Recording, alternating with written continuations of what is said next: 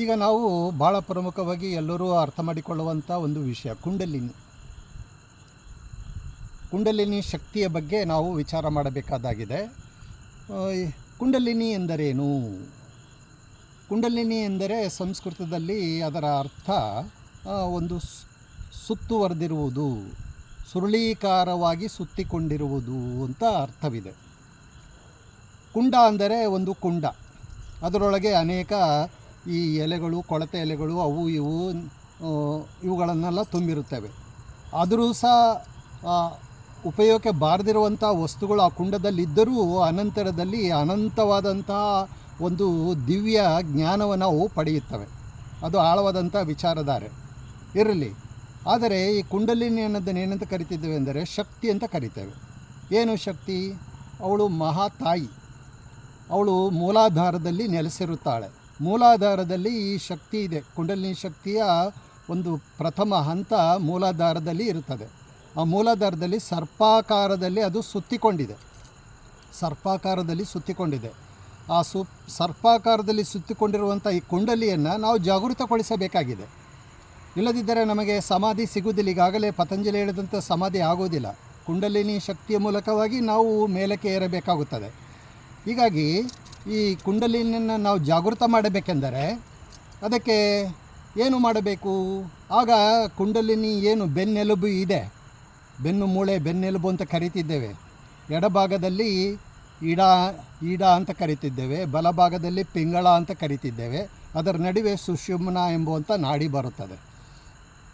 ಎಡಭಾಗದಲ್ಲಿ ಈಡ, ಬಲಭಾಗದಲ್ಲಿ ಪಿಂಗಳ, ಎರಡು ನರಗಳು. ಅದರ ನಡುವೆ ಟೊಳ್ಳಾದಂಥ ಒಂದು ನವಿರಾದ ನರ ಸಹಸ್ರಾಕ್ಷ ನೆತ್ತಿವರೆಗೆ ಹೋಗುತ್ತದೆ.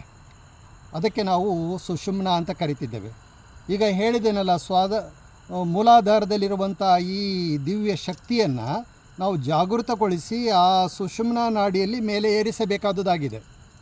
ಈಗ ಸುಷುಮ್ನ ನಾಡಿಯಿಂದ ಮೇಲೆ ಏರಿಸಬೇಕಾದಾಗ ನಾವುಗಳು ಎಷ್ಟು ಅದರ ಬಗ್ಗೆ ಕಾಳಜಿ ವಹಿಸಬೇಕು, ಸಾಧನೆ ಮಾಡಬೇಕು, ಮನಸ್ಸು ಏಕಾಗ್ರವನ್ನು ಇಟ್ಟುಕೊಂಡಿರಬೇಕು, ಮತ್ತು ಗುರುಗಳು ಹೇಳುವಂಥ ಹಾದಿಯಲ್ಲಿ ಹೇಗೆ ಹೋಗಬೇಕು, ಯಾವುದೇ ಇತರ ಪ್ರಲೋಭನೆಗೆ ಒಳಗಾಗದೆ ಅದರಲ್ಲಿ ಹೇಗಿರಬೇಕು.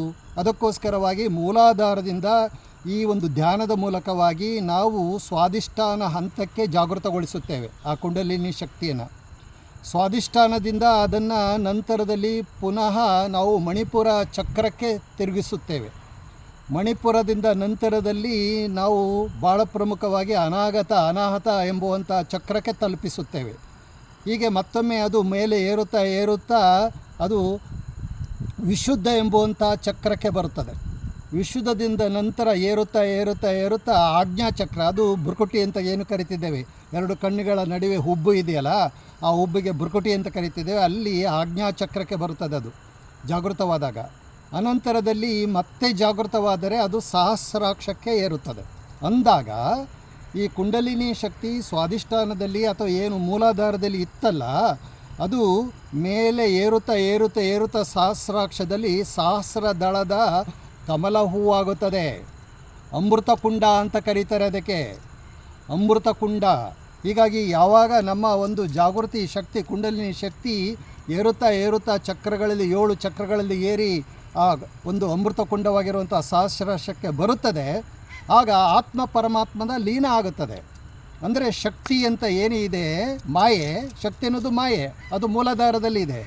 ಈ ಮಾಯೆ ಎಂಬುವಂಥ ಶಕ್ತಿ ಈ ನೆತ್ತಿಯಲ್ಲಿ ಇರಬಹುದಂಥ ಸಹಸ್ರಾಕ್ಷ ಎಂಬುವಂಥ ಆ ಪರಮಾತ್ಮನ ಜೊತೆಗೆ ಲೀನವಾಗುತ್ತದೆ. ಹೀಗಾಗಿ ಆಗ ಸಾಕ್ಷಾತ್ಕಾರವಾಗುತ್ತದೆ. ನಮ್ಮ ಒಂದು ಏನು ಗುರಿ ಉದ್ದೇಶ ಇಟ್ಕೊಂಡು ಅದು ಸಾಧಿತವಾದುದಾಗುತ್ತದೆ. ಇಷ್ಟೆಲ್ಲ ಶಕ್ತಿ ನಮ್ಮ ಒಳಗೆ ಇದೆ. ಆದರೆ ಇದರ ಬಗ್ಗೆ ಯಾರಿಗೂ ಕಾಳಜಿ ಇಲ್ಲವಲ್ಲ. ಅದಕ್ಕೆ ತಕ್ಕಂಥ ಗುರುಗಳು ಬೇಕು. ಇದನ್ನು ಅಷ್ಟು ಸುಲಭವಾಗಿ ಆಚರಿಸಲಿಕ್ಕೆ ಬರುವುದಿಲ್ಲ. ಕುಂಡಲಿನಿ ಶಕ್ತಿಯನ್ನು ಜಾಗೃತ ಮಾಡಬೇಕಾದರೆ ಒಬ್ಬ ಗುರುವಿನ ಮಾರ್ಗದರ್ಶನದಲ್ಲಿ ಅದನ್ನು ನಾವು ಮಾಡಬೇಕಾಗುತ್ತದೆ. ಅದು ಅದ್ಭುತವಾದಂಥ ಶಕ್ತಿ. ಒಂದು ಚಕ್ರದಿಂದ ಮತ್ತೊಂದು ಚಕ್ರಕ್ಕೆ ಏರುತ್ತಾ ಅನೇಕ ಸಿದ್ಧಿಗಳು ನಮಗೆ ದೊರೆಯುತ್ತದೆ. ಈಗಾಗಲೇ ಹಿಂದಿನ ದಿನಗಳಲ್ಲಿ ನಾವು ಭಾಳ ಸಾಧನೆಯ ಸಿದ್ಧಿಗಳನ್ನು ಹೇಳಿದ್ದೇವೆ. ಅಷ್ಟಸಿದ್ಧಿಗಳು ನಮ್ಮ ಎದುರುಗಡೆ ಬರುತ್ತವೆ, ನಮಗೆ ವಶವಾಗುತ್ತವೆ. ಆಕಾಶದಲ್ಲಿ ನಡೆಯಬಹುದು, ಹಾರಬಹುದು, ಆಕಾಶದಲ್ಲಿ ಪರ್ವತದ ರೀತಿಯಲ್ಲಿ ದಪ್ಪವಾಗಬಹುದು, ಗಾತ್ರವಾಗಬಹುದು.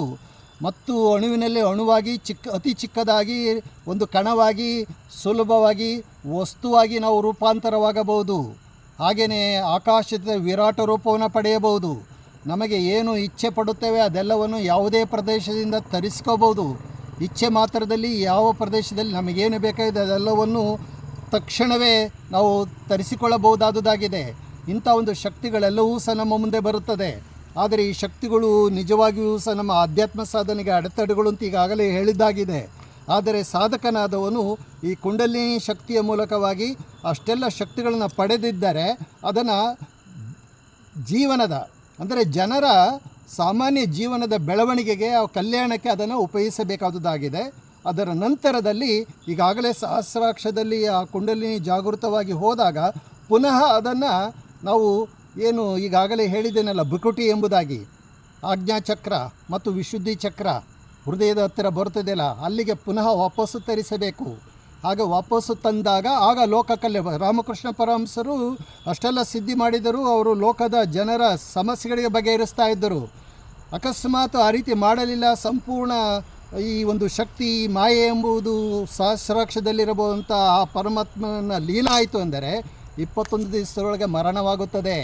ಹಾಗಾಗಿ ಸಾಧನೆ ಮಾಡುವಂಥ ವ್ಯಕ್ತಿ ಭಾಳ ಎಚ್ಚರದಿಂದ ಗುರುಗಳ ಒಂದು ಅನುಗ್ರಹದಿಂದ ಅವರ ಮಾರ್ಗದರ್ಶನದಿಂದ ಆದಮೇಲೆ ಮತ್ತೆ ಪುನಃ ಕೆಳಗೆ ಇಳಿದು ಈ ಲೌಕಿಕ ಜನರ ಸಮಸ್ಯೆಗಳಿಗೆ ಬಗೆಹರಿಸಲಿಕ್ಕೆ ಪ್ರಯತ್ನಿಸುತ್ತಾರೆ. ಇದು ಅದ್ಭುತವಾದಂಥ ಶಕ್ತಿ ಆದುದಾಗಿದೆ. ಇಂಥ ಒಂದು ಶಕ್ತಿ ಪ್ರತಿಯೊಬ್ಬರಲ್ಲೂ ಇದೆ. ಇದಕ್ಕೆ ಸರ್ಪಶಕ್ತಿ ಅಂತ ಕರೀತಿದ್ದೇವೆ. ಇಂಥ ಒಂದು ಸರ್ಪಶಕ್ತಿಯನ್ನು ಜಾಗೃತಗೊಳಿಸಬೇಕಾದ ನಮ್ಮ ಆದ್ಯ ಕರ್ತವ್ಯವಾದುದಾಗಿದೆ. ತಾವೆಲ್ಲರೂ ಆ ಒಂದು ಹಾದಿಯಲ್ಲಿ ಮಾರ್ಗದರ್ಶನದಲ್ಲಿ ಹೋಗುತ್ತೀರಾ ಅಂತೇಳಿ ನಂಬಿರುತ್ತೇನೆ.